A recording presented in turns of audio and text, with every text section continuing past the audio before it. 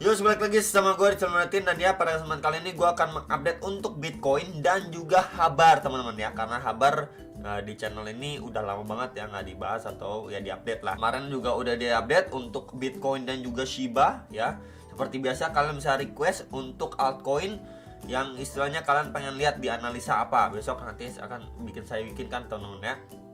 Oke, jadi sedikit reminder untuk news event yang bisa dibilang penting lah ya malam ini. Itu ada crude oil inventory yang bintangnya 3 ya, selebihnya ini ada dua ya, ada Fed Waller speak sama Treasurer ya teman-teman, Yellen speak juga nih, ini sekitar jam 9 ya. Jadi palingan itu untuk malam ini news eventnya, jadi ya bisa di prepare lah ya. Ini sekedar reminder aja buat teman-teman sekalian.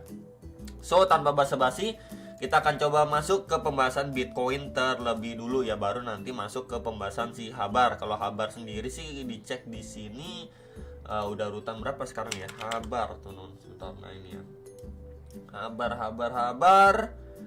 Nah, urutan 34 ya, masih masuk di dalam top 50 di coin market cap, top coin market cap ya. Oke.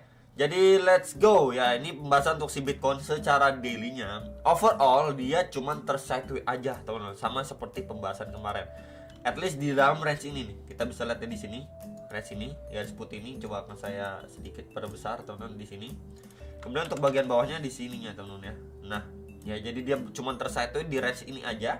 Tinggal kita lihat apakah dia akhirnya mampu untuk break, dites untuk lanjut naik lagi ngejar 28.500-an, atau akhirnya dia memilih terbreakdown retest untuk ngejar 25.000 dolar ya.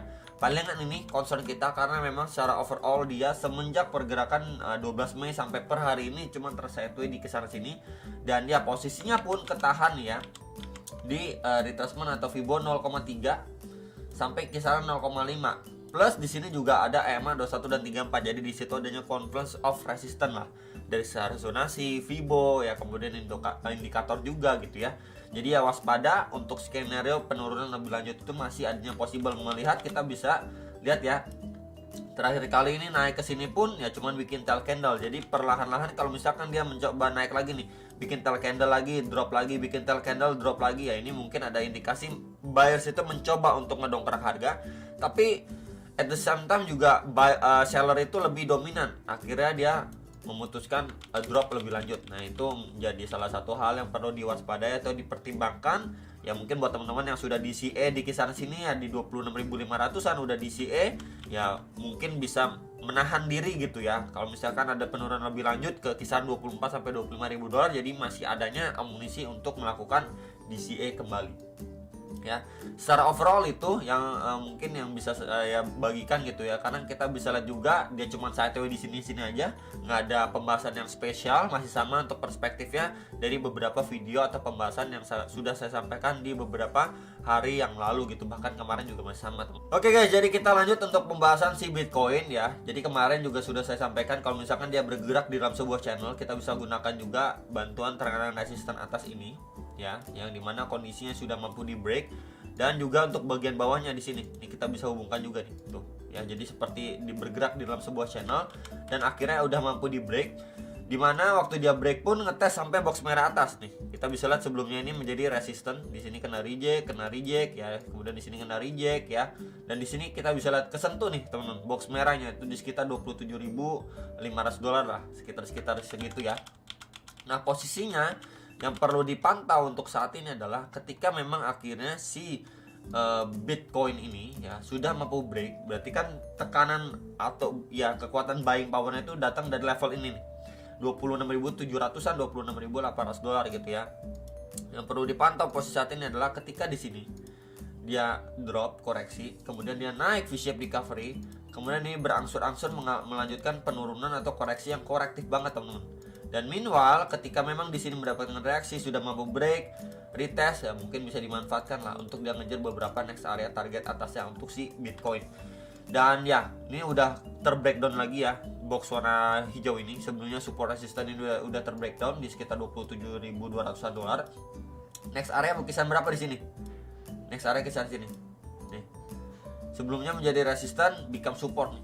Plus di sini juga ada trendline resistance yang udah mampu di break become support. Dan ini menjadi area atau key levelnya untuk si Bitcoin posisi saat ini, yang nanya nih key level si Bitcoin di sini. Ya. Jadi kalau misalkan let's say dari area sini pun dia berangsur-angsur turun seperti pembahasan saya barusan, ya di sini dia turun, naik lagi korektif, nih turun, naik lagi korektif ya di sini. Dan ya perlahan dia slowly seperti ini, ngetes di sini, meanwhile membuat range, mampu break, retest dan mungkin bisa dimanfaatkan untuk mengejar beberapa area target seperti di box hijau dan bahkan di box merah ini untuk si Bitcoinnya ya. Jadi yang nanyain untuk key level jadi ini ya 27.000 lah, 27.050, 27.090 dolar ya, sekitar area itulah ya, 27.040 dolar ini menjadi key level untuk si Bitcoin.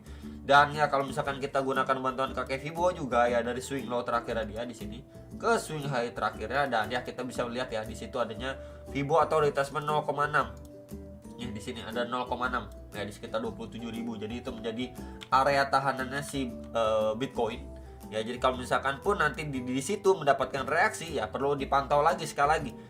Di sini mendapatkan reaksi, let's say pemantulan, apakah cuma sekedar retest aja ke box hijau kemudian mendapatkan another rejection lagi ngetes 26.700-an, atau ya good scenario-nya lagi di sini dia mampu reclaim and retest ya baru lanjut naik lagi ya.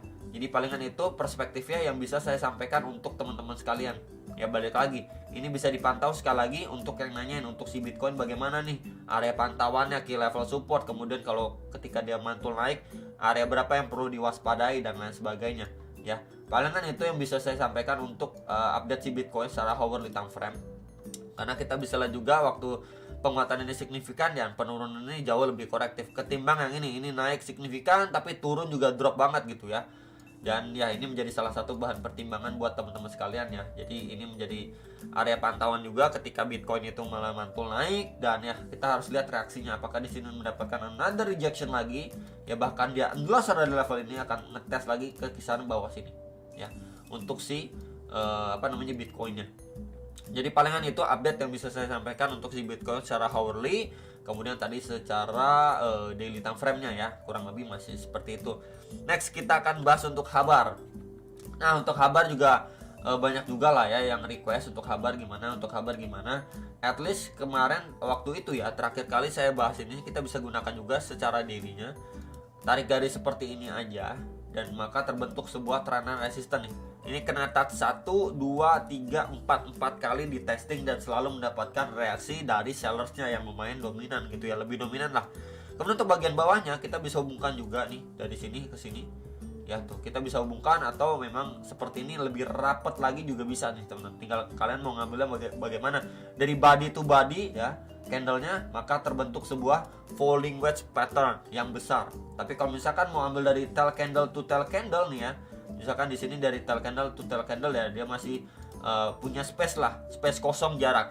Nah kalau ini yang terjadi bagaimana bro? Yang pertama pasti kalau misalkan good scenario-nya adalah mampu break di tes untuk lanjut naik kan. Berarti break terhadap MA21 dan 34 plus juga dari zonasi warna putih ini ya, box putih ini di sekitar 0,0544 dolar ya. Tapi untuk the worst case scenario-nya adalah jikalau memang ini ya perspektif yang lebih cocok, dia naik sekedar tes saja kemudian boom another rejection terjadi, akan testing ke box putih bawah ini yang sebelumnya menjadi support resisten juga di sekitar 0,0447 dolar, sekitar area itu. Plus juga ini juga udah deket sekali nih ya dengan trendline support ya dari si falling wedge pattern yang terbentuk pada Habar ya. Tinggal kita bisa lihat aja ataupun di adjust aja buat teman-teman sekalian, mau ambil dari tail candle to tail candle bisa, atau memang dari body to body maka terbentuk seperti ini ya. Kalau misalkan ambil dari body to body terbentuk seperti ini, mungkin dia tidak sampai drop ke bawah sini ya, drop cuman ngetes ini aja ya, seperti ini mungkin, kemudian drop sini baru mungkin mendapatkan reaksi ngetes lagi ke bagian atasnya ya. Jadi ini menjadi salah satu bahan pertimbangan juga untuk teman-teman sekalian, atau bisa aja Habar bikin jarum nakal seperti ini, closingnya tetap di atas. Let's say seperti apa bro? Seperti ini naik, kemudian mungkin mendapatkan another rejection, tail candlenya nyampe bawah sini, tapi closingnya itu masih di atas dari trendline support si falling pattern, kemudian dia berangsur naik dan lain sebagainya ya.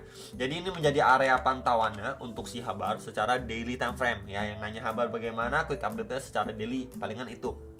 Oke, dimana dia juga masih tertekan di bawah EMA 21 dan 34 nya nih. Oke. Next kita coba pantau untuk secara time frame 1 jamnya. Ini adalah time frame yang lebih kecil. Nah, secara overall kalau dilihat untuk time frame 1 jam terakhir kali kan memang di sini tekanan seller itu lebih signifikan ya. Di sini drop signifikan ya. Kemudian dia berangsur naiknya pun kita bisa lihat momentumnya nih. Tuh ya. Kita bisa lihat momentumnya. Dropnya itu lebih signifikan, meanwhile waktu dia proses naiknya pun itu jauh lebih terbatas gitu. Jadi kalau misalkan let's say kita tambahkan juga sebuah trendline resisten di sini ya. Kemudian untuk bagian supportnya kita tambahkan juga seperti ini. Nah, ini bermain di dalam sebuah channel. Tinggal nanti kita lihat aja atau bisa dimanfaatkan ketika memang dia sudah terbreakdown. Ya, let's say terbreakdown retest mungkin buat ngejar ke area swing low-nya dia di 0,05 dolar. Tapi kalau misalkan dia masih mampu naik pun bagian atasnya ini kita bisa pantau di sekitar berapa bro untuk channelnya di sini. Nah, ya 0,0533 0,0536 dolar lah, sekitar area itu ya. Jadi palingan itu yang bisa saya sampaikan, semoga bisa bermanfaat dan sampai jumpa untuk next video. Salam profit.